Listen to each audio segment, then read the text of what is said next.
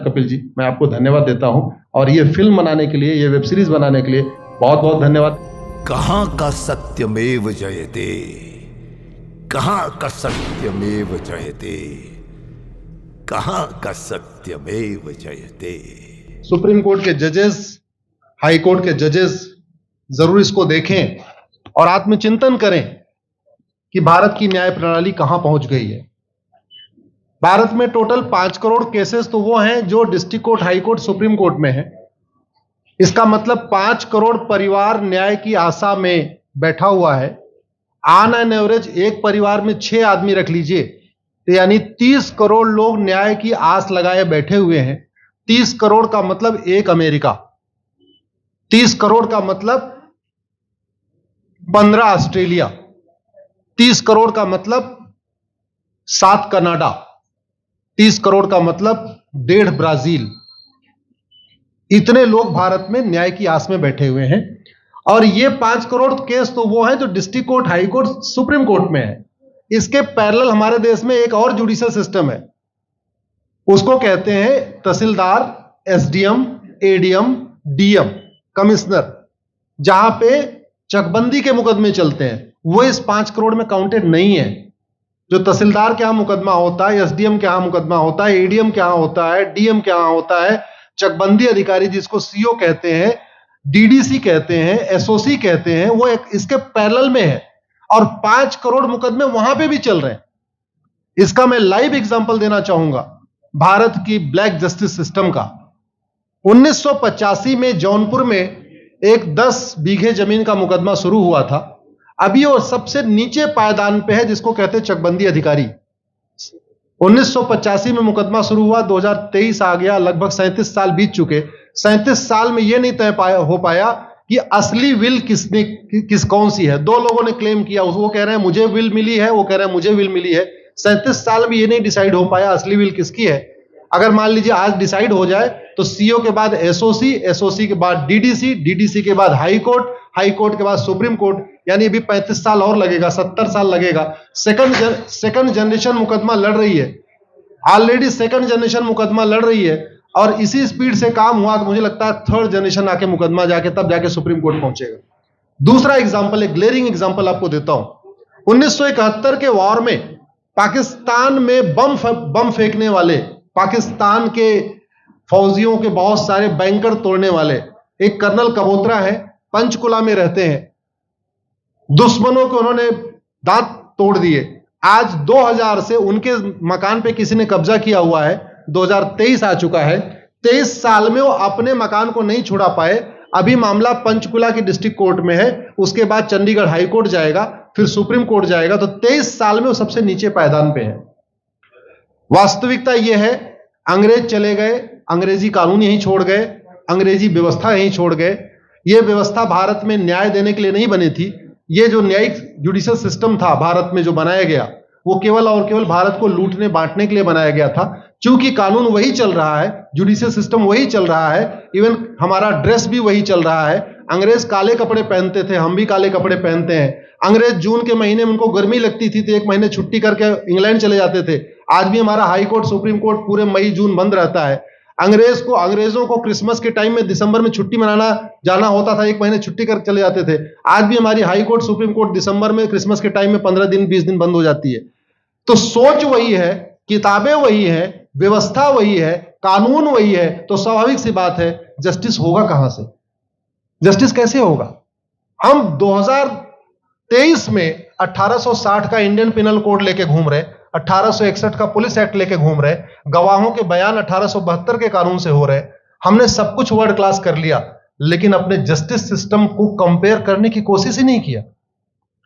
जितने में एक एयरपोर्ट बनता है, एक एयरपोर्ट बनाने में 25,000 करोड़ की लागत आती है। अगर हमारी सरकारों ने एक एयरपोर्ट की कीमत जुडिशियल सिस्टम पे खर्च कर दिया होता तो हमारी न्यायिक व्यवस्था अच्छी हो गई होती। आज घटिया, चूंकि अकाउंटेबिलिटी नहीं है, जुडिशियल सिस्टम में कोई अकाउंटेबिलिटी नहीं है। किसी के साथ न्याय हो जाए, अन्याय हो जाए, कोई फर्क नहीं पड़ता। निर्दोष को जेल हो जाए, जज की कोई अकाउंटेबिलिटी नहीं। दोषी को बेल हो जाए, जज की कोई अकाउंटेबिलिटी नहीं। लाख लोग जेल में सड़ रहे हैं, लाखों धोखेबाज भ्रष्टाचारी बाहर घूम रहे हैं, मूल कारण है ब्लैक जस्टिस सिस्टम। आपने बहुत अच्छा आपने इस पे वेब सीरीज बनाया है, और इस देश में world class airport, world class highway, world class shopping mall, सब कुछ वर्ल्ड क्लास बना लिया। इनफैक्ट अपना मोबाइल का डेटा सुरक्षित रखने के लिए हमारे सांसद, विधायक, जज आईफोन भी यूज करते हैं। अमेरिका का आईफोन यूज करते हैं हमारा डेटा सुरक्षित हो जाए, लेकिन भारत सुरक्षित हो जाए उसके लिए यह नहीं देखते कि जापान में कौन सा कानून है, अमेरिका में कौन सा कानून है, सिंगापुर में क्या अच्छा चल रहा है। कनाडा में रेंट का मामला एक डेट में खत्म होता है। सिंगापुर में अभी कुछ दिन पहले एक व्यक्ति के पास 900 ग्राम गांजा पाया गया, उसको फांसी हुई है। दोबारा वहां ड्रग स्मगलिंग होगी क्या? तो भारत में चाहे वो ड्रग स्मगलिंग है, माफिया राज है, ह्यूमन ट्रैफिकिंग है, इन सब के लिए हमारा जस्टिस सिस्टम जिम्मेदार है। कोई भी अपराध होता है उसमें दो पक्ष होता है, एक पीड़ित, एक अपराध करने वाला। जो पीड़ित होता है वो चाहता है जल्दी उसको न्याय मिल जाए, अपराध करने वाला चाहता है मुकदमा लंबा चले। भारत का न्यायिक सिस्टम अपराध करने वाले के साथ खड़ा है। बलात्कारी चाहता है उसका मुकदमा 30 साल चले, और मुकदमा 30 साल चलता है।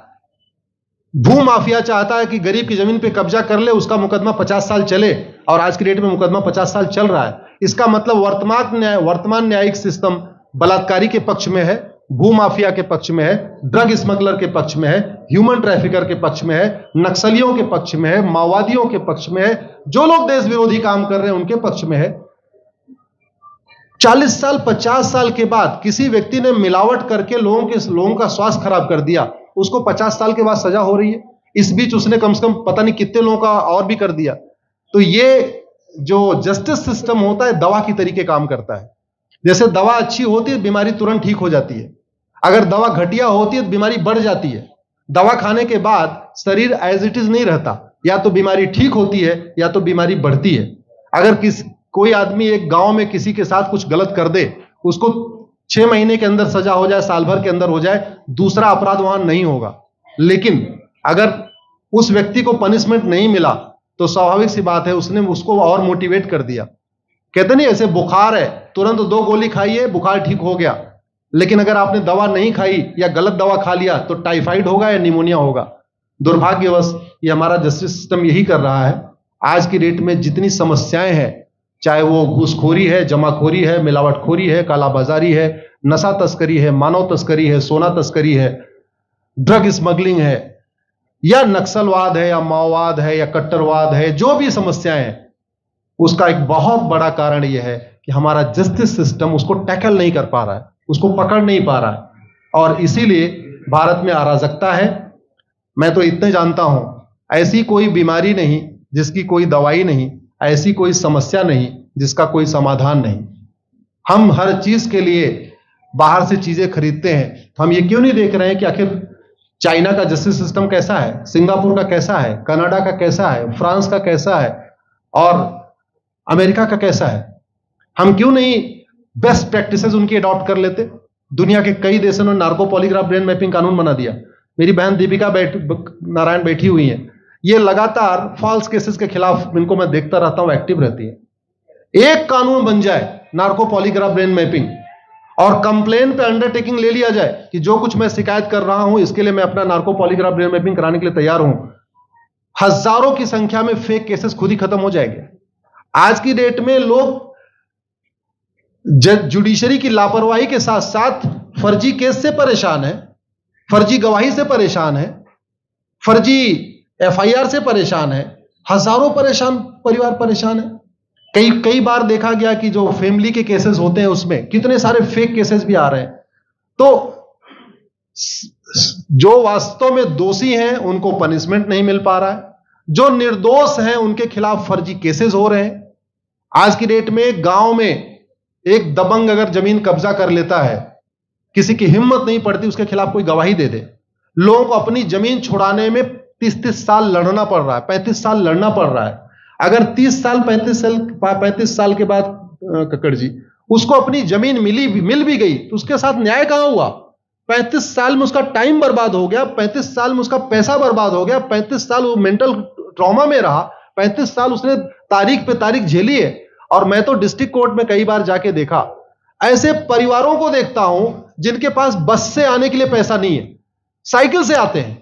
ऐसे परिवारों को देखता हूं जो चाय नहीं पी सकते अपने पैसे से, बेचारे घर से रोटी बांध के और अचार लेके आते हैं, लेकिन वहां मजबूरी में वकील को पैसा देते हैं। तो हमारी कोर्ट कचहरी वास्तव में दलाली का अड्डा बन गया है। हमारी कोर्ट कचहरी भ्रष्टाचार का अड्डा बन गया है। और मैं दुख के साथ कहना चाहूंगा, अदालतों में न्याय हो नहीं रहा है, बल्कि न्याय बिक रहा है। जिनके पास पैसा है, वो उन्होंने कितना बड़ा क्राइम किया हो, मर्डर किया हो, रेप किया हो, उनको जमानत हो रही है। और जिनके पास नहीं है, वो बेचारे जेल में सड़ रहे हैं। कई बार तो देखा गया, मैंने मेरे मर्डर किया एक्स अनंत सिंह ने, लेकिन एक्स अनंत सिंह बाहुबली थे, उन्होंने थानेदार को 20 लाख रुपए दिया, वो वाई अनंत सिंह को लेकर जेल में डाल दिया। नाम वही है। अब उसके बाद क्या हुआ, 20 साल मुकदमा चला और फिर सबूत के अभाव में छूट गया। तो जिसने मर्डर किया वो तो कभी जेल गया ही नहीं। एक निर्दोष जेल गया, 10-20 साल के बाद उसने अपना जमीन बेचा, सब कुछ किया, मां बाप सब कुछ तबाह हो गए, फिर वो सबूत के अभाव में छूट रहा है। तो सबूत के अभाव में अगर 20 साल के बाद छूट भी गया हो, उसका 20 साल कौन लौटाएगा? उसके 20 साल के लिए कौन जिम्मेदार है? उसके 20 साल जो बर्बाद हुआ, उसके लिए संविधान की शपथ लेने वाले जिम्मेदार हैं। संविधान के प्रियम्बल में लिखा है, हम आपको जस्टिस देंगे, हम आपको न्याय देंगे। न्याय देने की जिम्मेदारी किसकी? जिन्होंने शपथ लिया। शपथ कौन लेते हैं? जजेस लेते हैं, सांसद, विधायक, मंत्री लेते हैं। तो आज की डेट में अगर लोगों को न्याय नहीं मिल रहा है, तो इसके लिए वही जिम्मेदार हैं जो संविधान की शपथ लेते हैं। संविधान की शपथ लेने वालों को वेतन, भत्ता, गाड़ी, बंगला इसीलिए मिलता है कि लोगों को न्याय मिल सके, फास्ट जस्टिस मिले, कंप्लीट जस्टिस मिले। अनफॉर्चुनेटली कंप्लीट जस्टिस मिलने में तो 50-60 साल लग जाता है, फास्ट जस्टिस तो सपना हो गया है। इसलिए आज आपने जो ये वेब सीरीज बनाई है, मैं आपको धन्यवाद देता हूं। एक ऐसे विषय पे जिस पे कोई टच नहीं करता, लेकिन जिससे करोड़ों लोग पीड़ित हैं। मैंने कहा ना, 5 करोड़ लोग सीधे district court, high court, supreme court के केसेस से पीड़ित हैं, और 5 करोड़ मुकदमे एसओसी, डीडीसी, तहसीलदार के यहां चल रहा है। तो अगर 5 करोड़ से 30 करोड़ लोग इधर पीड़ित हैं, तो उधर भी पीड़ित है। वास्तव में बहुत बड़ी संख्या भारत में इसी से पीड़ित है। और अपराध, भ्रष्टाचार और जितनी भी अराजकता चल रही है, उसका मूल कारण भी यही है। जस्टिस सिस्टम अच्छा हो जाए, कानून सख्त हो जाए, कानून का खौफ पैदा हो जाए, न्यायपालिका का खौफ पैदा हो जाए, और ये थाने जो दलाली के अड्डे बन गए हैं, तहसील जो दलाली का अड्डा बन गया है, डिस्ट्रिक्ट कोर्ट जो कमीशन खोरी का अड्डा बन गया है, अगर इस पे कंट्रोल हो जाए तो वास्तव में भारत में फिर से राम राज्य आ सकता है। अगर जुडिशियल सिस्टम अच्छा हो जाए, तो जो राम राज्य की कल्पना है, धर्म की जय हो, अधर्म का नाश हो, प्राणियों में सद्भावना हो, विश्व का कल्याण हो, मुझे लगता है उसको फिर से जीवित किया सकता है। आपने मुझे बुलाया कपिल जी, मैं आपको धन्यवाद देता हूं। और ये फिल्म बनाने के लिए, ये वेब सीरीज बनाने के लिए बहुत बहुत धन्यवाद देता रहता हूं। दीपिका जी लड़ती रहती हैं, इनको देखता रहता हूं। बहन नेहा जी आई हैं, ये अपने गानों से मुझे लगता है बहुत अच्छा आप लिखती हैं। और इसी तरीके से कड़वा सच आप लिखते रहिए, कड़वा सच गाते रहिए। लोग आज की डेट में, यंग जनरेशन कड़वा सच सुनना चाहती है। मीठे झूठ ने इस देश में शुगर, डायबिटीज पैदा कर दिया। भारत केवल लोग डायबिटीज से नहीं पीड़ित हैं, बल्कि हमारी व्यवस्था को डायबिटीज हो चुका है।